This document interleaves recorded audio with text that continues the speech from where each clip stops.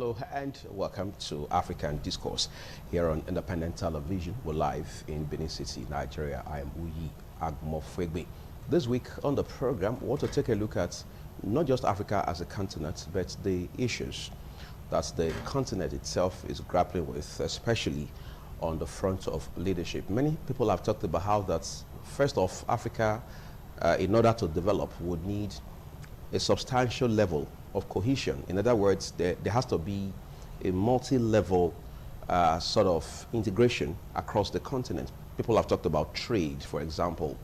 Talked about how that there has to be a sort of harmonized currency for the continent. As a matter of fact, people have also talked about how that a model such as the one we see in the EU, that is in the European Union, should be sort of replicated here on the continent. Several attempts, for instance, have been made to harmonize currency across the African continent. It will appear those efforts haven't paid off much. And just not too long ago, we've seen the Africa Continental Free Trade Agreement, which ultimately should be able to integrate the continent in terms of trade and then overall economically. But whether we have the framework to drive the process is another big question. People have also talked about things like seat-titism, quote unquote, in Africa, how a president stays in office for the first time, for the second time, and then goes ahead to, as it were, amend the constitution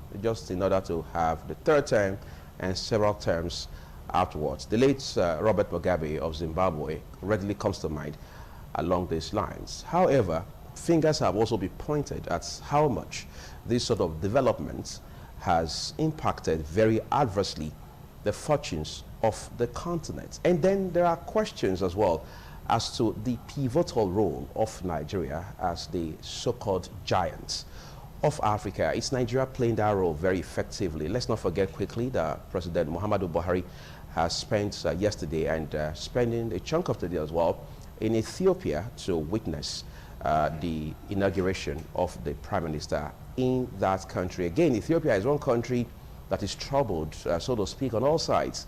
All these continents, is there light at the end of the tunnel for Africa, whether it's economic, social, or political? Those are some of the issues we want to find out on the program today. My guest will help us beat context and perspectives into the conversation. But first of all, I want to show you a piece of video just to give you an insight into the direction of our discussion on the program. In 2016, the African countries Djibouti, Gambia, and Chad held elections. The results largely came as expected. In Djibouti, the incumbent president was re-elected for his fourth term. In Chad, his fifth. This all-too-common trend is called third-termism, where many leaders extend their presidential terms beyond reasonable limits, often overstaying their welcome. For as long as many African countries have existed, they have been plagued with rigged elections, corruption, and so-called sit-tight leaders. So how exactly did the continent become so undemocratic? Well, during the Industrial Revolution, European powers colonized roughly 90% of Africa, drawing the borders that largely remain today. Instead of ruling over their colonies directly, European countries had local politicians act as proxies. Their purpose was to keep control of the population and ensure that natural resources were being exploited to the colonizers' favor. This resulted in an authoritarian, top-down approach to governance, and instilled the idea that the only legitimate way to rule was by force. After World War II, Africa began to decolonize, and proxy leaders were left to rule independently. But by then, these leaders were largely distrusted by the people, as they were seen as members of the elite and co-conspirators with former Western colonizers. After popular uprisings, and in many cases, violent coups d'etats, the continent saw an entirely new wave of leaders, many of whom had little or no political experience. For instance, in 1980, newly independent Zimbabwe elected former teacher and revolutionary Robert Mugabe as its prime minister. 7 years later, the Zimbabwean parliament created a completely new role for Mugabe, combining head of state, head of government, and commander-in-chief. After nearly 4 decades, 92-year-old Mugabe is still in power. Many of these new leaders were former military commanders. For instance, Equatorial Guinea's president, Obiang Nguema Mbasogo, took power in 1979 after ousting his uncle, who had transitioned the country out of the Spanish colonial government. Like many other long-running African rulers, Obiang was initially considered to be more just and humane than his predecessor. However, over the years, he turned Equatorial Guinea into what some consider to be the most corrupt, oppressive, and undemocratic country in the world. Today, Obiang holds all governing power and is the world's longest-serving president. European colonizers not only left a precedent for authoritarianism and one-party rule, but they largely failed to prepare African nations for post-colonial autonomy. Many countries didn't have proper institutions in place for governance and were left with undereducated populations. For instance, when the Democratic Republic of Congo gained independence from Belgium in 1960, the country had just 16 college graduates out of a population of more than 15 million people. When French colonizers left newly independent Guinea in 1958, they completely dismantled the government and destroyed all paper documents, leaving new rulers with no structure whatsoever. Following decolonization, Africa was largely left with inadequate infrastructure, lack of financial resources, insecure governments, and arbitrary borders surrounding rival ethnic groups.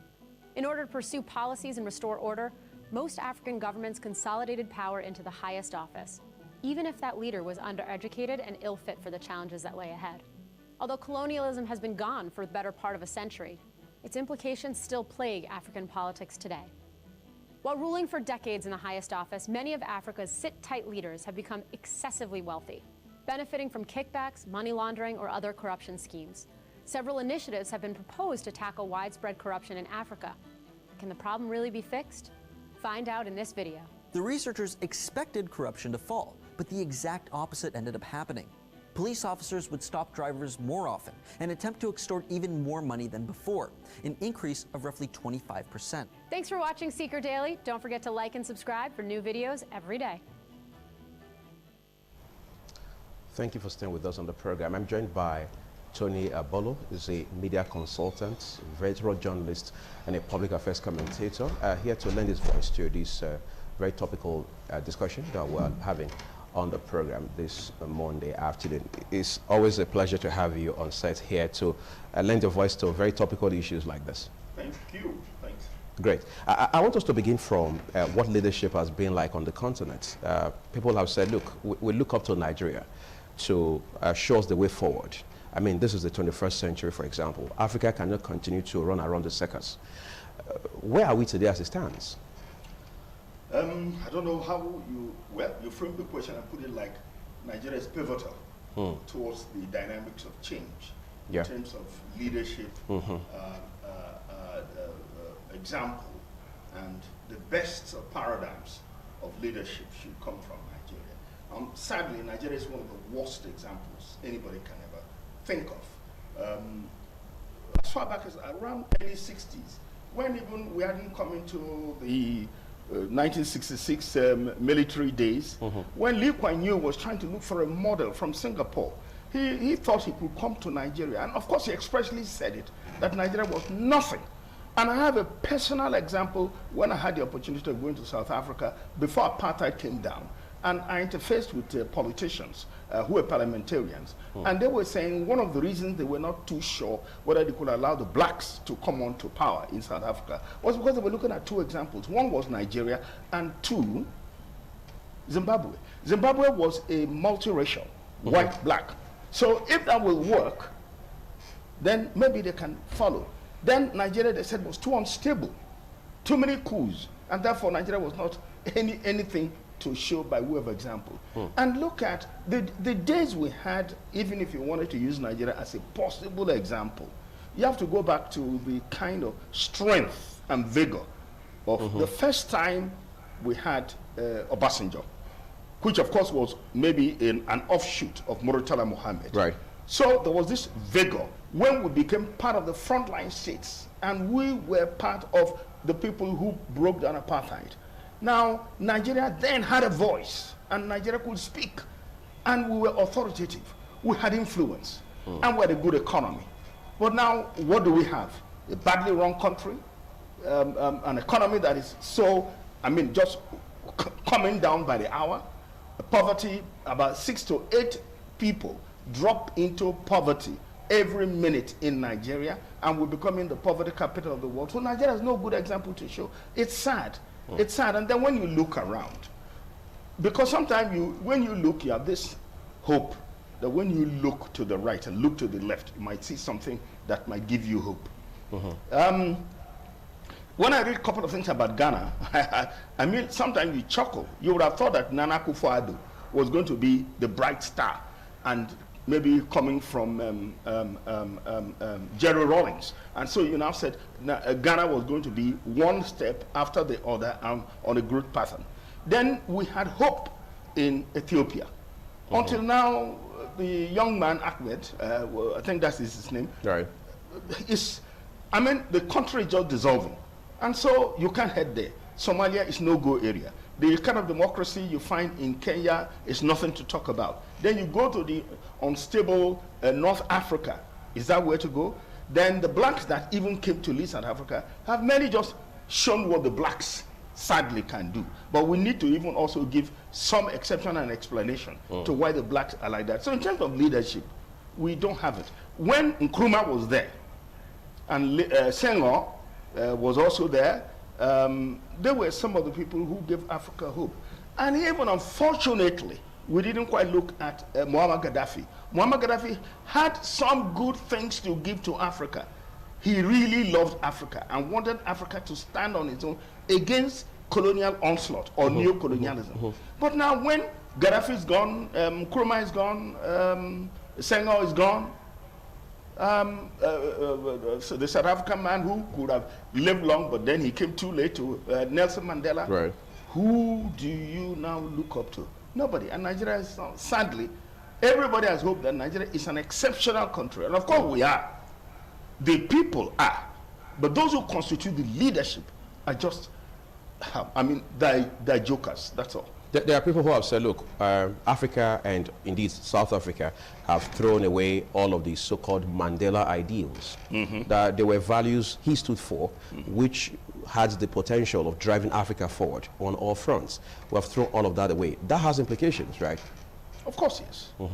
The only thing is you may have to be charitable even to Africa itself. You can't generalize because the East Africa is not the same as South Africa. I was going to Rwanda a while ago. Yeah, I nearly almost forgot our friend Kagame. But even at that, the way it's been handling, there's this guy whom he just recently put in jail and is trying, and charging him for either anti-state or terrorism, whatever it is. Right. So even he, because he has come from a CIA background or intelligence background, and he's running the country with such high-handed fists that it's not necessarily the very best. But then when we give it as an example, we call it authoritarian democracy, where you have a father figure that is willing to get the country onto one ideal and push the country. But for all it is worth, he has been able to push Rwanda better than anybody. Right. Because even by way of comparison on the global scale, you can think of Lee Kuan Yew. Lee Kuan Yew also ran Singapore that way, a firm fist. But then that's what sometimes you call, if you like, you call it authoritarian democracy, you can call it benevolent despotism. That you see, the earlier military we had benevolent attitude. What we have now is not redeemable. There is nothing about it that has any value to give to any society. There are people now saying, look, we can't lie to ourselves always, at least not forever. That Africa as a continent has not truly been independent the whole time. Whether you're looking at the Francophone countries or you're looking at those who were colonized by the Britons and so on and so forth. Because for the most part, which has also been a concern for Paul Kagame himself, African leaders still run to France, still run to Britain for assistance here, for assistance there. What does true independence mean for Africa? It's a question that will take me to the very beginning of my thinking when you called me on this program. And that's, if you like, let's go to the ab initio position. Africa by itself was a blessed place. Think of the old empires, or your empire, Benin Empire, Songhai Empire, Chaka the Zulu, down in South Africa. Then you think of Buganda. Then you think of Emperor Haile Selassie. Those were the glorious days of Africa. Africa was on a path to discover itself like any other people in the world. Then came the contact between the whites and the blacks. It ended up being a double whammy even for Africa. Arabs were also taking from the blacks That's why if you go to Sudan and you go to Yemen, you will see black people. Even India, you will see black people, and you wonder how did they get there? That's what slave trade did to Africa. Then on the other hand, they also came down to West Africa and even Benin, Yoruba land, Congo. They came picking everybody. Now, when that happened, I want us to go back and think very charitably about what Africa was. When slave trade began, never mind that we were complicit, but in truth, when you dislocated that society and you took off the young men and women who were between 18 and 25 years of age, that is the vibrant age of a society. People who could remake and recreate and think and do, if you like, the brain box of the society, while the elders were just keeping the even keel of a ship. Now, so the old men were not going to be passionate and strong enough to run that same society. So that weakened that society. Then you now imposed a new system which was colonial in structure, in ideas, in organization, and that removed everything that was Africanly cultural. So colonialism dislocated us. And we have not recovered. Never mind those who come and give you what I regard as a very fake and weak theory about that, oh, it's so many years that colonialism left. That is why there's a new science. And the reason why I decided that we must deal with it and understand it is called epigenetics. It's a new science of understanding what African historians are now beginning to understand about African condition. It simply means that external factors can be very effective in shaping long-term generational behavior because it's transmitted for learning from parent to children, and it cannot simply be wiped out because the circumstances are changed. And that contributed to Africa's underdevelopment. This is the definition of epigenetics. So people are studying this. And so what you have is continually, we haven't recovered our thought and capacity to think. And you have a lot of examples of it. It's a bit shameful. It's like now you say, okay, we're wrong. I mean, if I was Buhari, I'd be ashamed. Every day you're on the airplane going to be begging for this. Now we beg China, beg. Who else won't we beg? Except to beg from fellow Africans.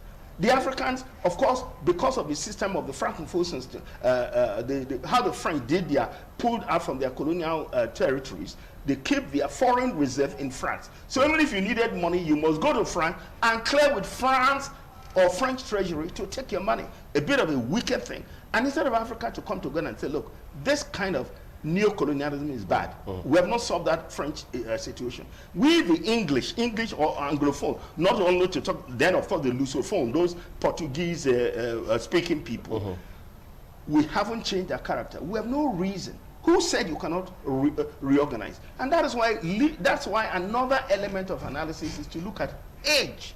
Gerontocracy is becoming an issue. People get up and they want to run their country. They are not prepared. They are not trained. They were not having management understand. See, management is a culture. It's not necessarily what you go to the universities and learn and get a PhD. Management is a culture. That's why you see Oyibo land. It works. It works because there's a history. There's a history of the culture. We don't have a history of success. Therefore, there's nothing to learn. I mean, I will even give Buhari as an example. See, Buhari represents a very fine example. He's said to be 74. Fine. A 75-year-old man, in terms of learning, this is human learning. How old would his parents be? Although they said he didn't grow with his parents, he was fostered. Fine. Whether it was fostered, but those who would have fostered him would have had 20, 30 years difference. At 30 to 70, that's about 104 years. Education growing up would have been 104 years old. So when you now hear a man who's 74, your head of state says he's looking for grazing routes, of course you shut that say, in 2021, but that is all he has learned. And he's not doing it because he's cruel, but that is all he knows. So it goes back to the fact that you can't give what you don't have. Absolutely. So that's where he's coming from. This is where colonialism has done. This is where Africa was left. And so when you have people who are that old, instead of us to transmute into having younger people like you running a state, running a country. Look at what France is doing. Having Macron or Pierre Trudeau in Canada, having young people. But that is because their society has also grown, and therefore you can have young people. That is where maybe it is working. Although we've not even experimented it here.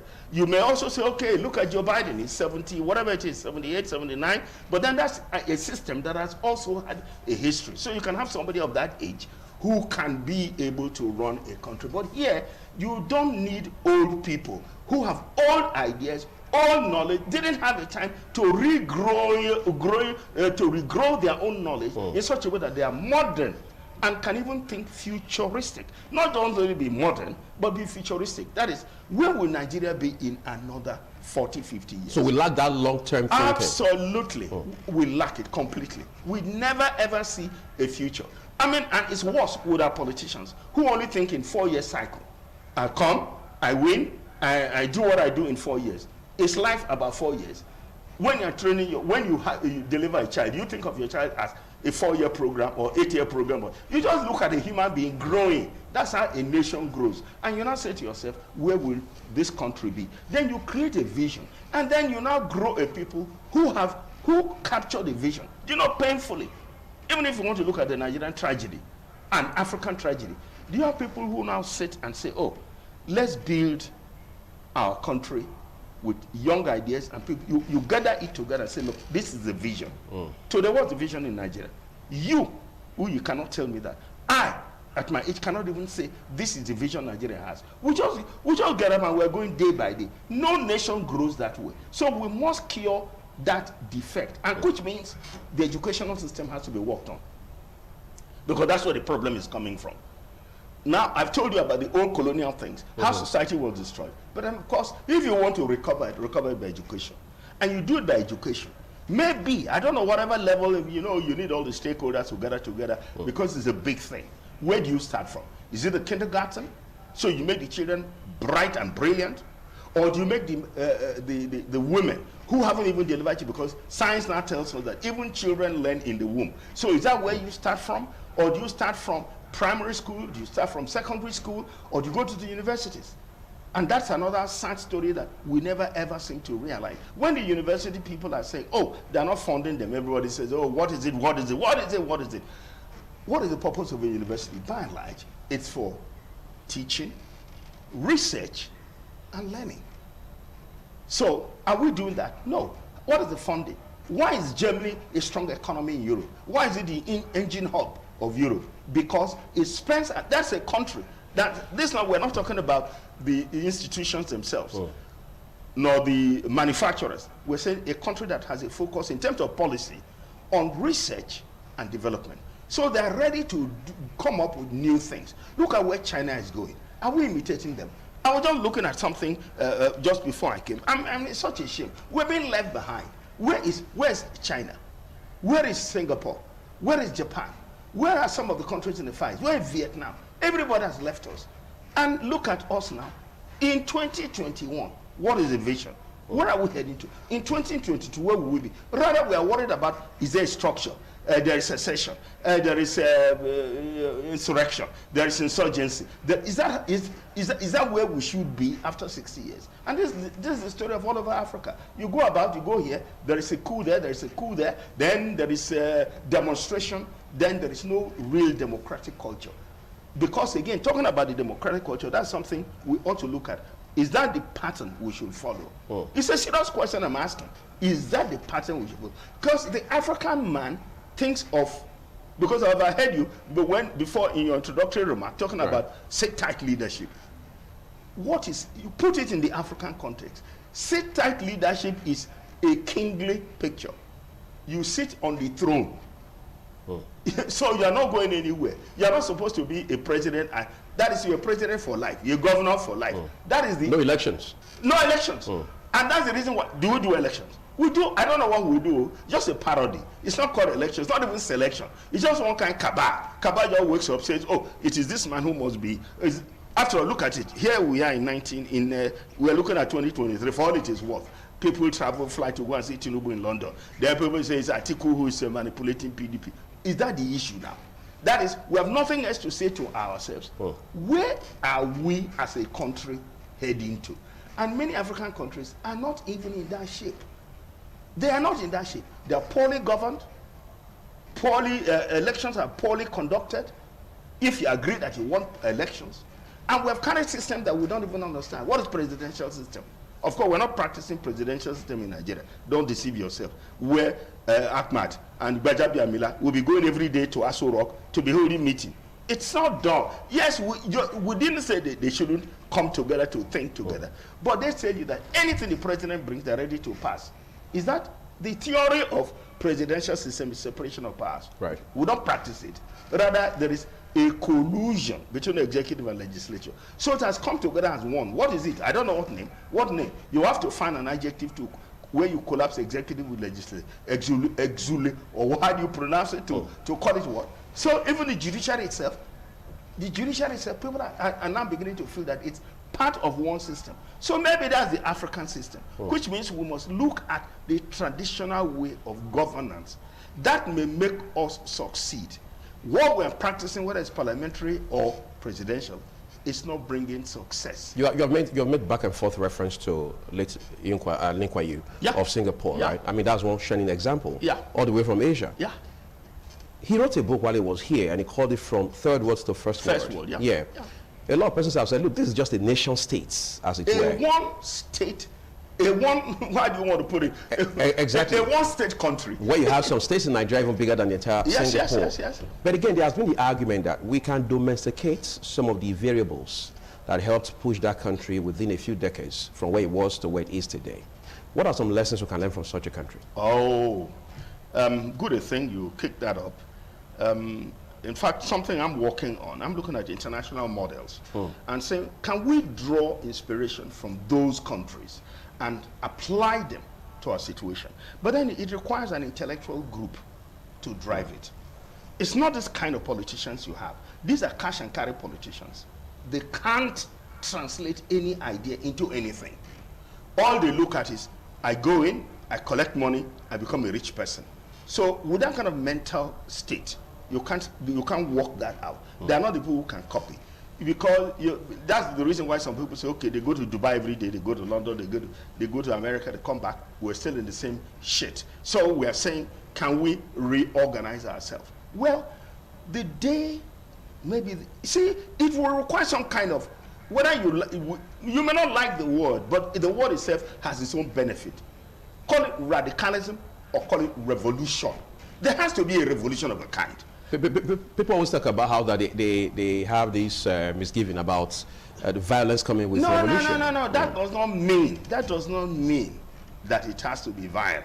Because, for example, I've done some study even on Benin cultural history, and I looked at it from what we call, is it revolutionary or evolutionary? Now, we're trying to evolve into nothing.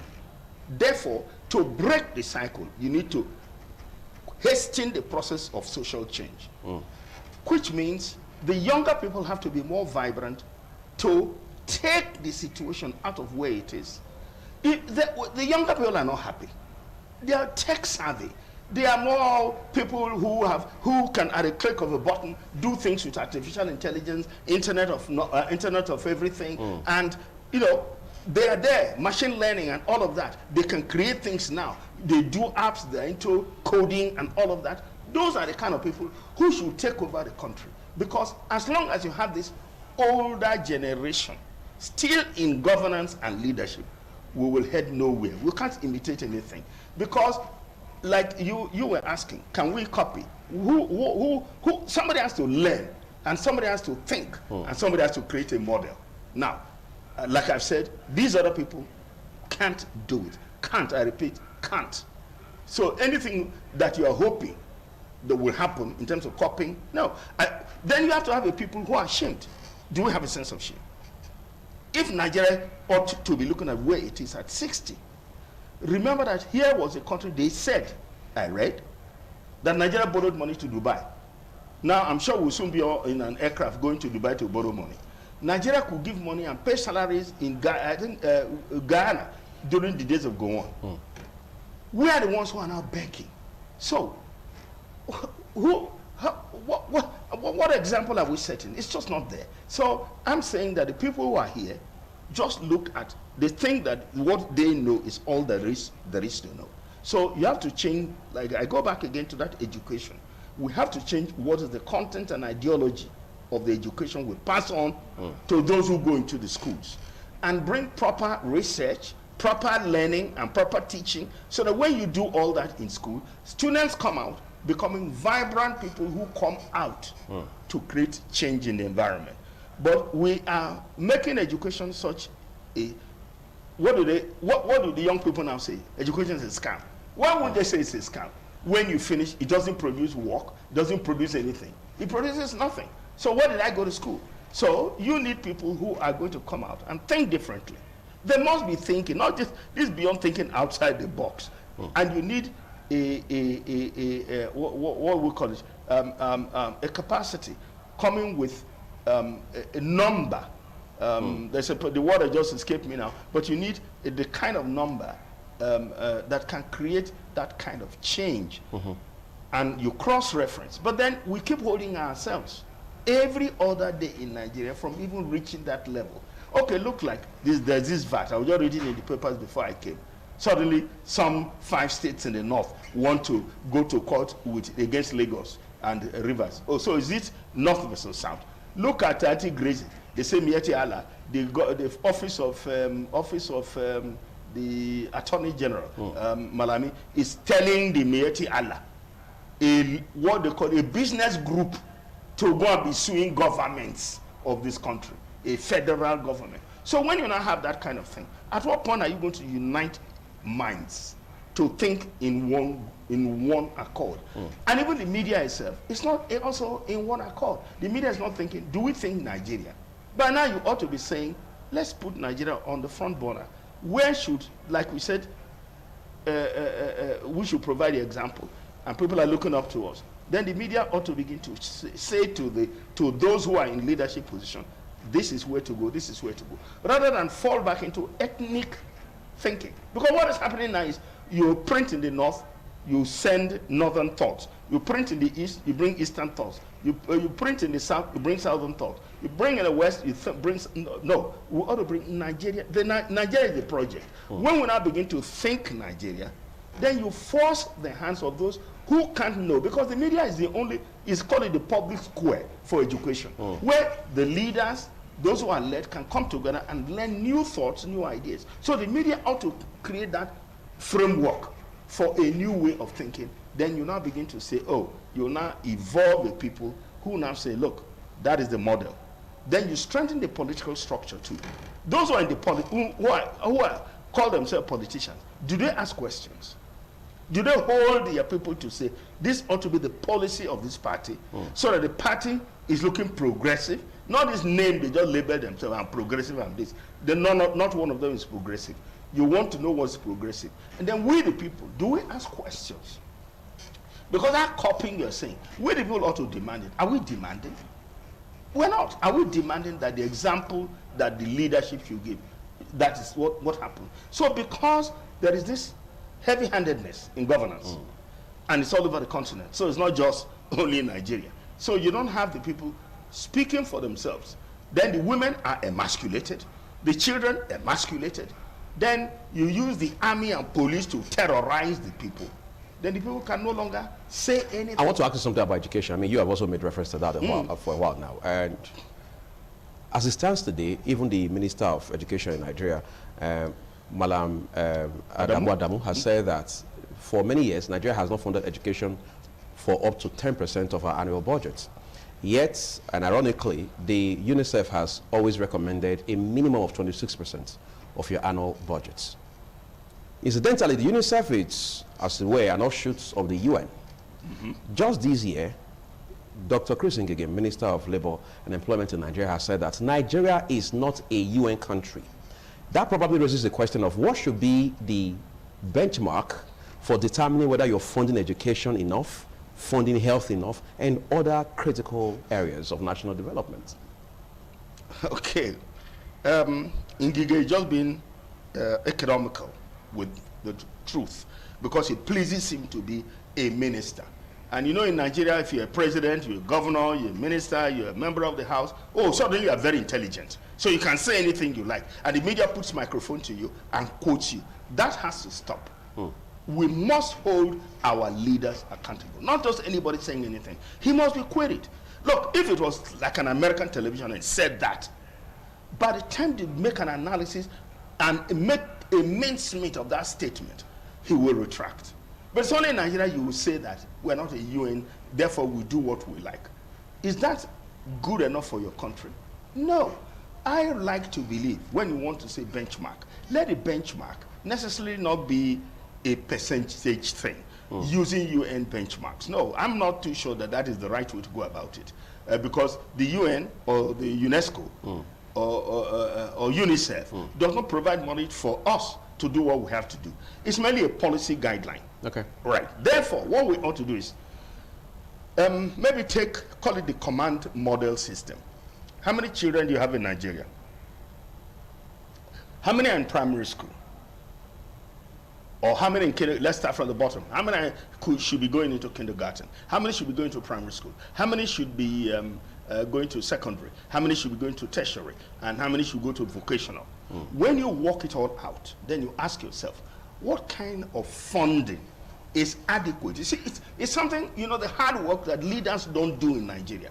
All they want to do is just read all sorts of rubbish, and they call it budget. So I'm now saying, signpost it against the need and the critical need and what produces the change in the society. So when you now say, oh, we need 1 trillion, where do you get a 1 trillion? It's like America now trying to provide, do an infrastructural bill of $3.something trillion. But they are saying to be able to get $3-something trillion, it comes from taxation, comes from this, comes from that. Tax the rich. Tax the rich, who can provide a lot of the money. Now, in Nigeria, what happens? Rather, we give to the rich and then squeeze the poorer people and say, and tell the younger and poorer people that, oh, it's your duty to pay tax. Oh, it's not that fellow's duty. They ought to be taxed adequately to fund the economy. But anyway, even if you don't do it by taxation, there must be some other way. There could even be a voluntary way where patriotism just drives all of us. But you see, nobody is making Nigerians patriotic. You are patriotic because you're president, you're patriotic because you're governor, you're patriotic because you're a member of the house. No, you should be patriotic as a countryman. So if we want to get our education to work, we look at what is the need in the society. You must look at it in its totality. How do you drive an economy that's performing at 0.5% to become 1%? And in what time space do you move it that way? Then how much funding do you give? What sort of areas and sectors of the economy do you propel that will create employment, create this, create that? It's when you do it, that's the command structure. You must do that. So when you now put it on a spreadsheet, you can tell yourself, if we start here, given this kind of expenditure, given this kind of manpower, given this kind of manpower trained for this management of this educational sector, this will be the kind of output, and this will be the output in the economy. That is when you now say to yourself, benchmark. So you give yourself the benchmark. So don't take the benchmark of 26% or whatever percentage Adamu is giving. Because one, nobody wants to give money to anything other than give money to politics. Because that's where the trouble is. You would rather spend all the money on politics and politicians, but you don't want to spend it on the core areas of the economy. But then, education is corer, if there's such a language, is corer than anything else you can think of. If you want this country to grow, and want any African country to grow, you do differently. Professor Okonjo, the father of Okonjo Iweala, yes, whom you know is an eminent academician, did give an example when you talk about education, that why do you think Pakistan is a nuclear power nation? They will pay a nuclear physicist far more than they will pay other sectors of the teaching profession in Pakistan. And they will pay more than they will pay the president. Is that not motivating enough? Right. Do we do that here? No way. Rather than that, look, teaching is nothing. Teaching is nothing. And when why do you think the country did very well in the 40s, 50s, 60s, 70s? That was when teachers had respect. People accorded knowledge as something that was beneficial for society. The parents worshiped the teachers and encouraged the teachers. The students feared their teachers and respected them and adored them even when they finally came out of school, and the system was working. But now what happens? A teacher.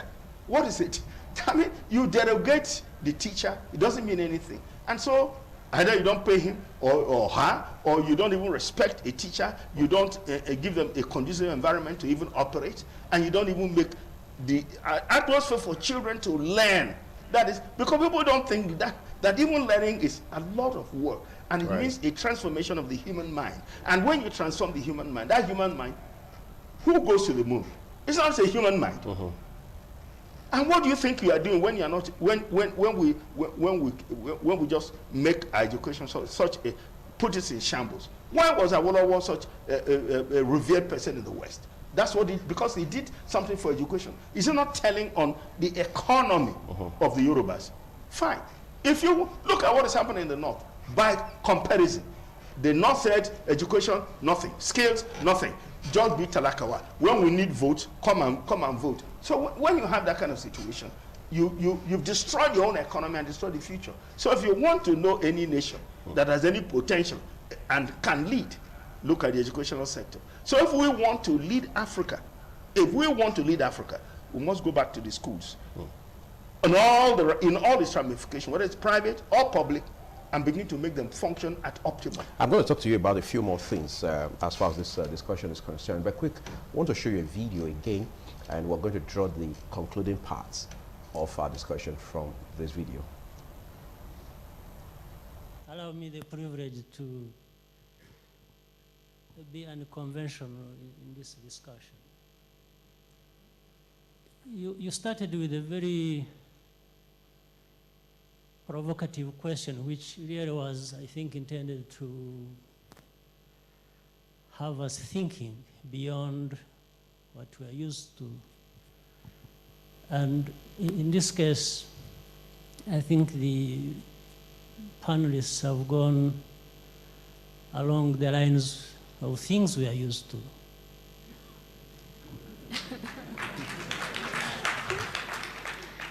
And I start with the point you made when you were asking the question of preference between the markets and the aid. And I think there was grossing over the problem, and people saying, you see, we need both, and it was as if there was none that was better than the other, and so on and so forth. This is a blunder. Number one, first of all, this question can only be asked in Africa, not in any other region of this world.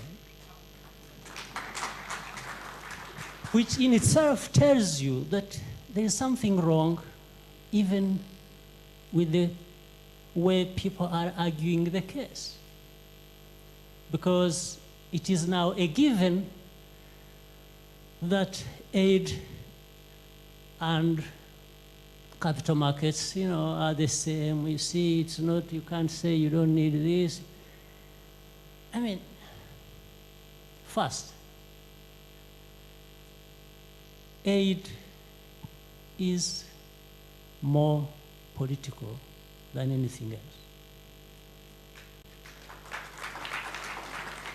Markets are less political, markets are neutral.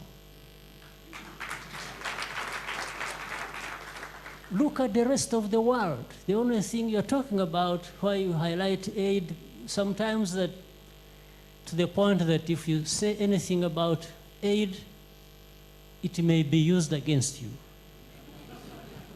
You see, this is the only place we can be having this conversation. But at the same time, the panelist from Tanzania has made a good point. He illustrated all kinds of wealth lying all over the place from Africa and being recycled to us in the form of aid and then, you know, in the end telling you, you know, you must be humble, you must keep quiet. Don't say some of these things. I mean, what are we talking about here, honestly? Mr. President, do you want to come take over the moderation, sir? So, I think I have to come in early a little bit before the others so that maybe they try and change their arguments a little bit and move in another direction. So, yes, let's not be diplomatic, let's not gloss over issues, let's not, you know, markets are markets. We know what they have for us, outweighing what we have in aid by thousands of times, please. So why do we leave something here that we know is more important for us by any measure and account? And then we start saying, no, but let's not even make a comparison. You see, we need both, you know. Okay, so I rest my case. Okay, that was Paul Kagame, president of Rwanda, they're talking, and he made a case for how that at the turn of the 21st century, African leaders should not be seen comparing aids that they get from international donors, you know, the European countries and so on and so forth, with having capital markets, for example, that are neutral, because according to him, aids are more political than you realize. But then again, that doesn't seem to sink into the minds of the average African leader, does it? Quite a pity, though. And one, again, has a sense of pride, knowing that Paul Kagame is a very disciplined man, accountable. Forget about his strong arm tactics, but at least he wants to make Rwanda a shining poster child for Africa. And we're seeing results on that front. And we're seeing results. And indeed, we should not always be begging. Because, you see, that's why I was talking about education again. What does education not produce? Education is the fountain for all creativity. What do you want to create? It is the mind that creates money, right, creates value, and creates progress, creates new products, and you create industries. That's what education does. But now, instead of us to fund what was critical, we're funding the wastage part of our economies. Now, you also wish that, again, we're not funding politics as opposed to economics. And then you are also blocking leakages. And then we stop being materialistic. We are too materialistic. Everybody wants power and money. Power and money. That's all. What else do they want? And what do you do with that power? That's the question somebody should ask. So when you're not the president or you're not the governor, what do you do with it? Or just to be called excellency? Is that all? Can't you? Is there nothing else to wish for in life? And then you have money. Then they're having the money in the billions. Look at the sordid way you begin to see how they spend public money. And every time, you would have thought that a country like this ought to be more circumspect. Every little meeting, at every drop of the hat, they want to be in Abuja. Doing what? Today you have Zoom. You have Cisco. You have all sorts of facilities to be at a distance and hold the same meetings. But yet you want to be flying into Abuja to do what? So why don't you cut wastages? And people have been saying, why have a bicameral legislature? Why don't we have a unicameral legislature? In the case of Nigeria, for example. Yes. So if you had that, one house, you cut down the bill. Then even commissioners and so on, cut it down. Travels, cut it down. Going abroad for anything, cut it down. It's not necessary. Because there's nothing you're looking for outside that you can't find inside. Now, Nigeria is a poor example, really, but all of us will think that going out and negotiating for aid, maybe there is something that they get that we are not being told. Otherwise, Kagame is correct. We should not be going out. Rather, manage the resources you have prudently, fiscally. And if you do that, that will enable the economy to now have a direction. And then, of course, it will also affect how even the homes or organizations begin to manage funds. When they know that there is prudence coming from the top hierarchical structure of the nation, you now find that, oh, everybody now falls into line. And what will it also do to the economy? Even if it's not studied as a great major factor, but of course it will drive inflation down. Right. Because people will not spend money just as they will. And therefore prices will be affected consequently. So prices will be affected, inflation will be down, there'll be more money for investment. And the more you do investment, the economy is expanding and growing. And that way, you now have something to also give to those who may be in need. Because come to think of it, if all of Africa keeps entering aircraft to be signing multilateral agreements for fun, you go to private loan houses or banks in Europe or so to go and be taking money. If those people you are going to meet were not prudent, which money will you get? I want to ask you this as we tie it up. Yeah. In 2 minutes, people are now saying, let's find some consolation in the African Continental Free Trade Agreement. Who knows? Maybe that's what is going to bring the cohesion that Africa needs in terms of social, political, and economic integration. It has talked about how that ultimately the framework will help drive poverty down and then scale development across the continent, especially in the area of trade, just like I was seeing with the EU countries and so on and so forth. Do you see that happening? You know, in Nigeria, or rather in Africa, because not only in Nigeria, we know how to blow grammar. I've read everything I can possibly read and looked at limitations and even looked at a side example of we're trying to imitate the EU. And so we're trying to imitate EU. Should that be the way we ought to go? But remember that those economies have developed over centuries. Right. Before they are now they were looking for ways by which they could come into a harmony and go into a single currency. Now, most of the economies in Africa are so weak and so undeveloped. Consequent on poor governance, corruption, those factors we've always talked about. So because of that, they are not at equal level to even do trade meaningfully. Because you ask yourself, what is it that you want to send from, say, Gambia to Nigeria? What do you want to send from Nigeria to Tunisia? What does Tunisia want to give to Ethiopia? What does Ethiopia have to give Lesotho? So until you begin to ask yourself those kind of questions, when you follow the path of industrialization and then follow the path by which you now also look for what is your exceptional product, because every country is noted for something exceptional. Some competitive advantage. A competitive advantage. So if you not follow that, then you now have that kind of competitive advantage, with which you can now say, if you're looking for A, go to Senegal. If you're looking for B, go to... I'm afraid, Tony Abolo, this is where we're going to leave the discussion this afternoon. But again, we appreciate the brilliance and the insights that you've brought into the program this afternoon. Thank you, everyone, for watching. I've been talking with Tony Abolo. He's a media practitioner as well as a veteran journalist. He's been here to lend his voice to this very topical issue on the program today. Of course, this is where we're leaving it. Thank you for watching. Our conversation will continue next week, Monday. Enjoy the rest of your day.